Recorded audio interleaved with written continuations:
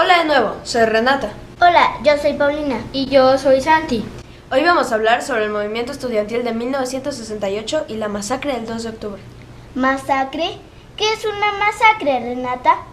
Una masacre es algo muy feo, es el asesinato de muchas personas, como lo que pasó en septiembre del 2014 en Guerrero. ¿Saben de los estudiantes de la Escuela Normal de Ayotzinapa asesinados y desaparecidos? Sí, yo participé en una marcha. Fue mucha gente y me dieron ganas de llorar. ¿Y por qué te dieron ganas de llorar? Pues de pensar lo que les hicieron a esos muchachos. Sí, fue terrible. Por eso han habido tantas marchas, tantas manifestaciones y tanta gente protestando en las calles. Muy parecido, por cierto, a lo que pasó en el año de 1968. ¿Y qué fue lo que pasó en 1968? 1968 fue un año de muchas revueltas, protestas y muchas manifestaciones en todo el mundo. Los más rebeldes, los que más exigían que las cosas cambiaran, eran los jóvenes. En la marcha a la que yo fui había muchos jóvenes y muchos estudiantes. Pues en el 68, los jóvenes de muchos países del mundo se rebelaron contra casi todo. ¿Y por qué casi todo? En ese tiempo, las cosas en el mundo eran muy diferentes a como son ahora. Por ejemplo, en Estados Unidos había mucho racismo. Los negros tenían que estar separados de los blancos y no se les trataba como personas iguales. ¡Qué gachos! ¿Tenían que estar separados en la calle, en la escuela o dónde? En todos lados. En los camiones, en los restaurantes, en las escuelas, en las oficinas, los blancos por un lado y los negros por el otro. A eso se le llamaba segregación. Y Martin Luther King, un luchador muy decidido en contra del racismo y la segregación, fue asesinado en 1968. Pobrecito. Pobrecito de todo el mundo. Martin Luther King fue un gran hombre y su asesinato levantó oleadas de indignación y protestas en los Estados Unidos y en muchos otros países, pero finalmente su movimiento triunfó.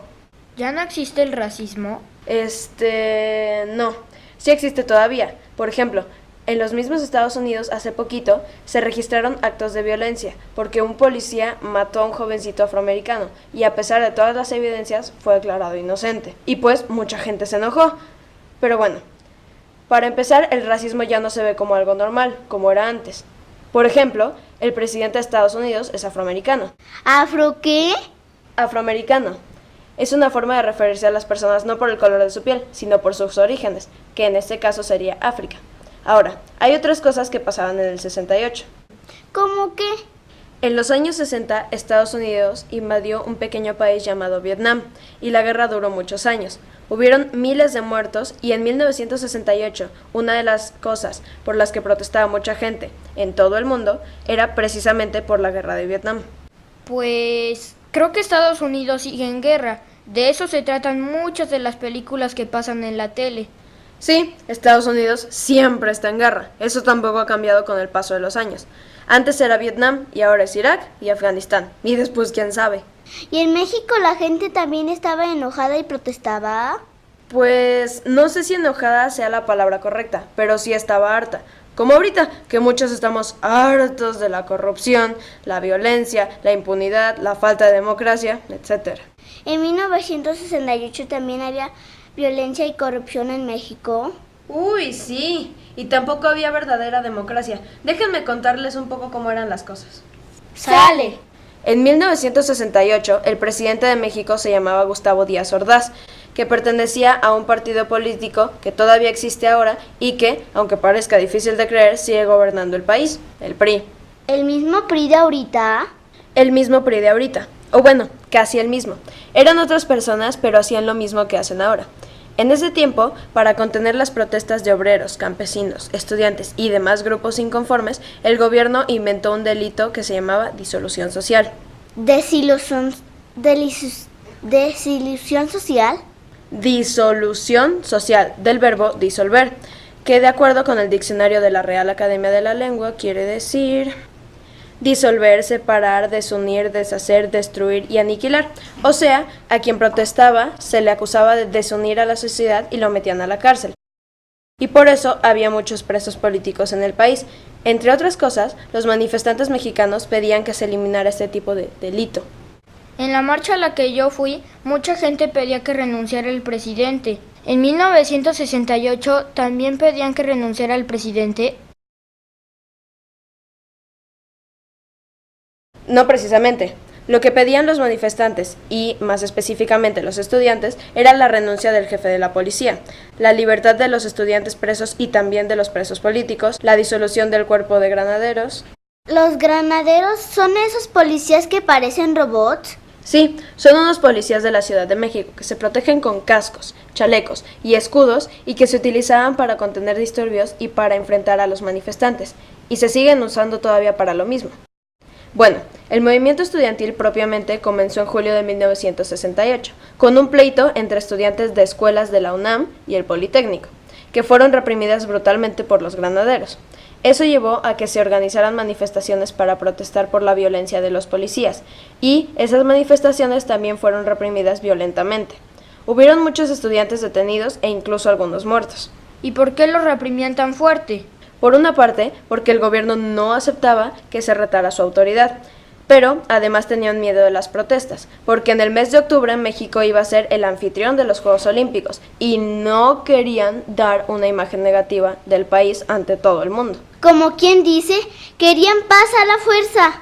Exacto, pero como no lo lograban, porque las manifestaciones seguían creciendo y cada vez se hacían más numerosas, en el gobierno se empezaron a desesperar y decidieron hacer algo más drástico. ¿Y luego qué pasó?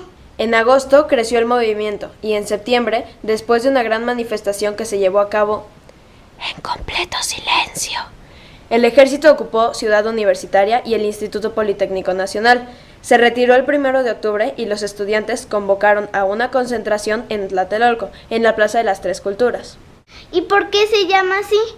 Es que, antes de la llegada de los españoles, Tlatelolco era una ciudad muy importante que colindaba con México Tenochtitlan, en donde, por cierto, había un mercado muy grande. Y ahora, en esa plaza hay ruinas de esa ciudad indígena, una iglesia española y edificios del México Nuevo, o sea, las tres culturas juntas. ¡Qué padre! Yo la quiero conocer, aunque... ¿Qué fue lo que pasó ahí en 1968? Algo horrible. El 2 de octubre muchísima gente llegó a la manifestación y también llegó el ejército, y un grupo secreto del ejército que se llamaba el Batallón Olimpia. Desde algunos departamentos de los edificios de Tlatelolco que daban hacia el lugar donde se encontraba la gente, los del Batallón Olimpia dispararon contra los manifestantes. Los soldados que rodeaban la plaza también dispararon y lo demás se lo pueden imaginar. Hubo muchos muertos y heridos. ¿Qué dijeron en la televisión de todo eso? Nada muy apegado a la realidad, o sea, como ahora. Desde la televisión y casi todos los periódicos culparon de todo a los estudiantes y aplaudieron la actuación del gobierno y del ejército. Los líderes del movimiento estudiantil fueron detenidos y encarcelados, y también muchos maestros, escritores, intelectuales y líderes sociales. ¿Y qué pasó con las Olimpiadas?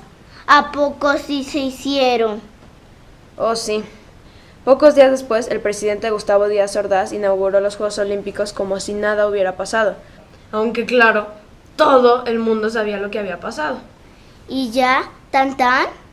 Eso es lo que hubiera querido el gobierno, que tan, pero no. El movimiento estudiantil y popular de 1968 cambió a México de muchas maneras.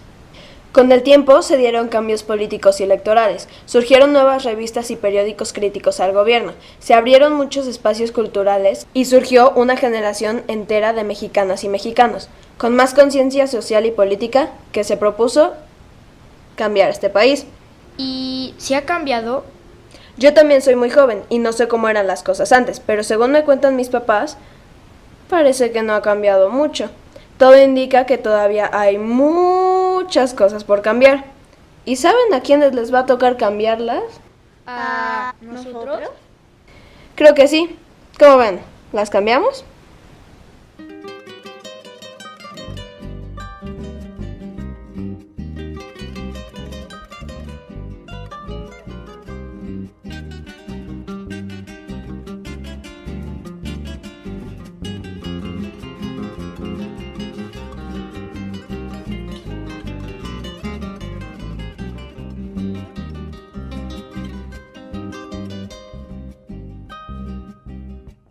La masa, la masacre en Tlatelolco nunca habremos de olvidar la masacre en Tlatelolco nunca habremos de olvidar donde estudiantes le dieron su vida a la libertad, donde estudiantes le dieron su vida a la libertad. Que me voy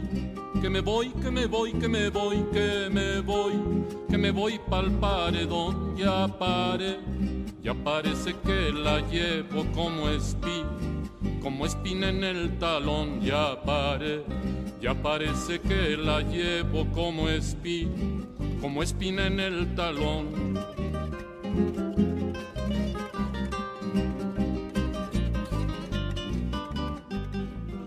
Y escucho entonces la tierra llora, la era está pariendo un corazón, no puede más, se muere de dolor y hay que acudir corriendo pues se cae el porvenir.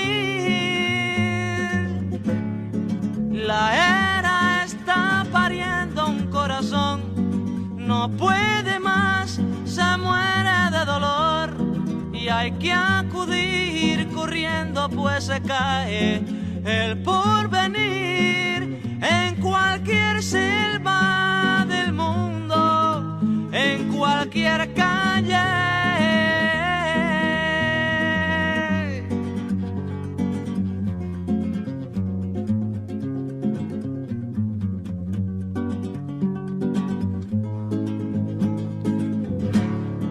debo dejar la casa y el sillón.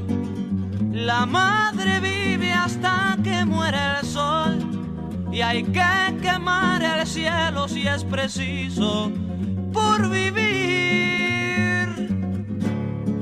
Debo dejar la casa y el sillón. La madre vive hasta que muere el sol y hay que quemar el cielo si es preciso por vivir. Por cualquier hombre del mundo, por cualquier casa.